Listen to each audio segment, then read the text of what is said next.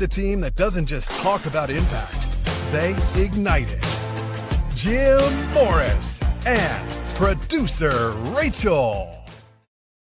Good morning. Good morning. How we doing, Rachel? I'm doing good. How are you doing, Jim? Good. Just coming back from a couple days with the family and regaining some energy. So jumping back into things, feeling good, feeling energized, feeling excited, motivated, inspired. I would also say that I'm also feeling a little bit of fear coming back from vacation as well. So, well, number one, you have little kids, so I don't understand how you're relaxed and energized. Okay. And then number two, how did you stop yourself from working the entire time? Because I know you're like me, where it's like, well, if I just get this one thing out, or if I just get this one phone call. So I'd love to know that. And then obviously, like, what is the fear? Why are you feeling fear? Yeah. Great question, as always. I would say I feel energized because I put myself in a different environment, which is really powerful for me. So I'm someone who likes to move. I'm someone who likes to like physically move. I moved 18 times before I was 18 with my family. So that's kind of been ingrained in me. And then just from just being stale or, how do I put this? I don't like to show up at the same office every single day for the same amount of hours at the same time frame. Like it's too monotonous for me. So I like to move. So getting me in a different atmosphere actually excites me, encourages me, and gives me energy. And then I leverage gratitude through that process. So like, I'm sitting there at 4 a.m. At a lake house, looking at a lake, literally watching fish jump out of the water. And then all of a sudden the sunrise comes up. It's like this red, and then it turns to orange, and then it turns to yellow. And, I've got a fishing pole in my hand. I'm writing the book in the other. Like everybody's sleeping still. So you asked me how I do it with two kids and early in the morning before everybody wakes up. But just that level of like realness and rawness and life and creation and realizing that I have the opportunity to go sit at a gorgeous lake house and watch fish jump out of the water and be able to get up out of bed and walk down there and have a cup of coffee and all the things, right? Like I'm someone who used to think gratitude was bullshit. And it was really hard for me to be like, I'm so thankful of peanut butter because I had a peanut butter sandwich today. And if there wasn't peanut butter in the world, then wow, life would be so miserable. Like that used to be hard for me. But it's not about the peanut butter, right? It's about the energy from the peanut butter, how that was crafted and created, how it fills me up. And then I can go create and create a peanut butter sandwich for my daughter.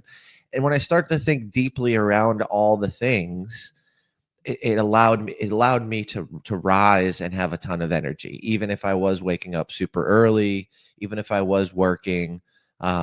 Those things really push me to really just sit in it and say, I have an amazing life. I have an amazing family. Like it's fucking insanity right now because in an hour, like one kid's going to be screaming, the other one's going to be puking. My wife's going to be trying to work, right? We're going to be trying to go to the zoo. We got to look at the weather. It started raining. Like right? Like I think back of the chaos that happened but the beauty before that and the fact that I actually get to go on vacation, I get to make money, I get to spend time with my family. That's what really gave me energy. But to your point, I think you can do this one way. And for me, I would say it's the correct way. It may not be for you. Or you could do it this other way, which I used to do that was terrible. So it used to be, hey, I'm going to work all the whole time. And then I'd be mad that I had to work the whole time, even though I committed to it, I decided it, and I chose it. So do you have to work as a business owner? You can't just go away for 3 or 4 days in the stage of building what I'm building right now? Yes. But I also know that there'll be a point where I can go away for a month in this business and everything will run and everything will be completely fine. Knowing that I'm not at the stage where I can disappear for a month yet actually gives me energy because I'm moving towards it, right? We talk a lot about those micro steps, those small compounding adjustments, one in front of the other, 1 foot in front of the other to get closer and you gain momentum and get bigger and towards what we're trying to accomplish. This is one of those examples. Having a couple team members do a lot of the things and delegating was extremely important as well. And then communicating with you, right? And you stepped in and you helped me out when I was traveling and did an amazing webinar in the community. And like, that's partnership, right? That's, hey, I got this, you focus on that. And just having those things built in, I think is just extremely beneficial to where I can work, I can satisfy a need, I can show up, I can be there for the team, but also I know when I need to be and when I need to be with family. And if I can carve out and strategically place things, then it's going to give me more energy as I do it and as I spend time and go on vacation with family. Well, and it's so important, because if you don't take that time, consciously take the time, you will burn out, especially as a small business owner. I was speaking to a bunch of ladies in business, all beautiful business owners, but we were all speaking about how when you're at that point right before you start to scale and outsource, it's like this weird point where you're just like, oh my God, how can I do this? How can I do all the things as wife and mom? How can I also do all the things in my business? I mean, we're pretty much working 24/7. It's insane. But until I started to outsource and then train and create systems, I was stuck in that like muddy middle space where it's like, I can't physically do everything, but I've given myself everything to do, right? Where it's like, oh God. And then that literally will just lead to burnout. So if you don't allow yourself to relax, if you don't allow yourself to have space and time, and have a little bit of vacation brain, right? It's okay to sort of just turn off. Have auto responders on, basically saying, I will get back to you when I get back to you, right? Like, unless it's, something really, truly important in the business, table it, right? And I think that's the hardest part sometimes is you feel like, oh, I'm just going to return this one email or I'm just going to return this one text. Do you have to, right? Like you kind of have to sort of like go in that space of no, I'm here for myself and I love myself and I deserve this time away from the business. The business will still be there. Don't worry. Social media will still be there. Don't worry. You don't have to post or schedule posts in advance. It's very easy. I want to circle back to you being afraid though. You said you had fear about what? So I am doing 2 things that I've wanted to do for a while in my business. And it's scary. Like, I don't know how it's going to go. I've never done it. It's exercising a different muscle of my brain, and putting myself in a position to think drastically about something that I've never thought through with depth. So like writing the book, for example, I don't know anything about writing a book. I never thought I'd write a book in my life. It was like, oh, that's an author. I'm never that, right? I don't know. I literally know nothing. I've never really looked into writing a book as far as like, oh, I like what that book cover looks like. I'm very conscious about like shelves, right? So like when I look at a bookshelf, I'm like, oh, that one's orange. My book's going to be orange. And that one's bold lettering. And that's going to like, so from a branding perspective, I'm like, I know exactly what the book's going to look like. I know what the title's going to be. I know what the imagery on it is. I've got 2 people I'm going to ask to write the forward. Like I've got that side of it, but like, it's scary doing something that I know nothing about. It's kind of why so many people are like, why are you so scared of yoga? Like so many people when I like, dude, seriously? Like, what's wrong with you? And I'm like, I don't know anything about it. So my fear comes from education and understanding. which is a reoccurring thing that I've realized. So as I come back into this week with a few chapters written, diving more into how a book works, self-publishing, Amazon, covers, ISBN number, like I came back and I'm like, holy shit, I'm doing this. Like, this is scary. This is scary. Like, this isn't just an idea. It's not a thought. It's happening. Like, chapters are written. The outline's done. I'm starting to look into stuff I know nothing about. And so, yeah, it's a scary, fun time. But I also think that, and you know this, fear and excitement bring the same emotion. So physically for me, I'm like scared, but then I'm like, oh, I'm excited and I'm anxious and I'm nervous. But yeah, I mean, that's just the truth. The truth is, like, I had a great couple days to re-energize, had a ton of gratitude, did some work, moved some things forward, came back and was like, wow, this thing's happening. Like, this is going to happen in probably 2 to 3 weeks. This will be done. And out. That's amazing. Well, first of all, congratulations. Yay. Number one, as you know, knowledge is power. So like, yes, we're scared, but we're going to do it scared, right? We're going to do it anyway. The greatest feeling is realizing like you're on as an Amazon self-publisher. Like, it wasn't as hard as you thought it was. They really do walk you through the process. I'm on there now because I'm also publishing a book. I'm publishing a children's book in July. Yay.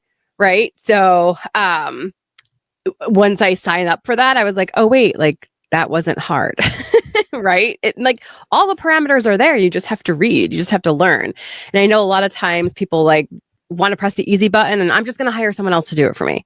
But really, when you start to look at what are the steps and you can take each step small, however you need to fit in your day, it's not as overwhelming as you think in the beginning. You just have convinced yourself, well, I don't know this, so I can't do it. But I want you guys to flip that today to, I don't know how to do this, but I'm so excited to learn, right? That's totally the flip I want everybody to make today. That's your challenge. Whatever it is that you're scared to do because you feel like you don't have the knowledge or you don't know how, number one, flip that to, I'm so excited to learn this. And then number two, start calling yourself an author. Walk around and say, oh, I'm writing a book, right? And like start imagining being on the New York Times bestseller list, right? Let's use our imaginations for good. Let's not always think about the worst things. Let's think about the positive things. And again, it always goes back to what I say all the time. If you say it out loud, it will magically start to get easier and easier to say it. So saying like, oh, I'm a children's book author was so hard for me in the beginning. I could not get the words out. And now the more and more I say it, oh yeah, I'm writing a children's book. It's easy. It's just easier and easier. Does that make sense? It really is just a matter of like, do it anyway. And you can learn, like we can do hard things. We really can. So I'm so proud of you for taking those next steps and not like being overwhelmed or feeling like you have to outsource that work. It's really not hard once you manage to like carve out the time. Well, yay. Thanks for that information. Seriously. Like that was inspiring, you know, because what you just reminded me of is like, I have help right here.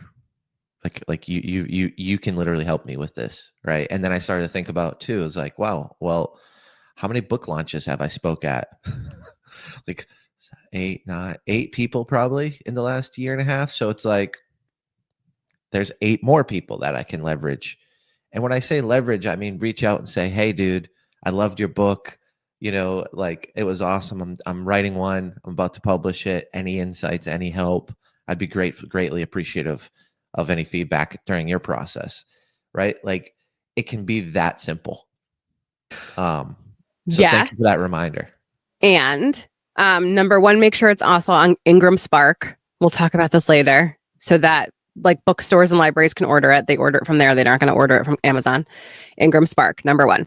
And then number two, the greatest asset you have, because this is the hardest part for authors, is the marketing part. The book writing part's easy, FYI. Getting it self-published, all of that's easy. It's actually marketing the book, which is literally what you do for a living, is marketing, right? So you have something that most authors don't have. And it's that back end of, okay, now the book's there. Now what? and you know exactly what to do and how to create hype around the book. So It'll be a fun look launch. at like, right. Yeah. I mean, look at what you do have, which is way greater than just the writing part. That's the easy part. All of a sudden, when you're like, oh, now you have to market it. And FYI, people, I want people to know this, because this is like, I've been in this world now for about like 4 years researching this and talking to my publicist friends and all these things. Even if you get picked up by a publisher, they're still going to say, great, now you have to market it. So like, exactly. See? Yeah. Not everything Your is laptop perfect. knows. Right. There's not a perfect answer for everything. You're still going to have to put the work in. So phase 1 is just writing the book, but phase 2 is the most important, which is like marketing it and telling people, hey, I did this thing. And I think that you are in that sweet spot because you do this for a living. So yay, you. Yeah, we don't want the best kept secret to continue to be a kept secret, right? So I think we have such a hard time, a lot of us, saying like, oh, I did this thing, right? Because we think like, oh, it's ego, or I'm looking for a pat on the back, or I'm looking for a compliment. No, I'm just proud of myself, right? Like, oh, I did the thing. So you can, however you perceive me is your problem. I'm just proud of myself that like success to me is completing things. Success isn't about money to me. Success is like, I showed up today, I did the thing I wanted to do, and I did it. And so I think that's huge for people to make that reframe in their day, is just like, it's okay to pat yourself on the back. It's okay to speak it out loud. It's okay to say, I am, because you are, it is. And if they're not cheering you on, then they're just not your people. And that's okay too. Look at that. Producer Rachel, clearly my people. All my worries and fear are out the window around the book.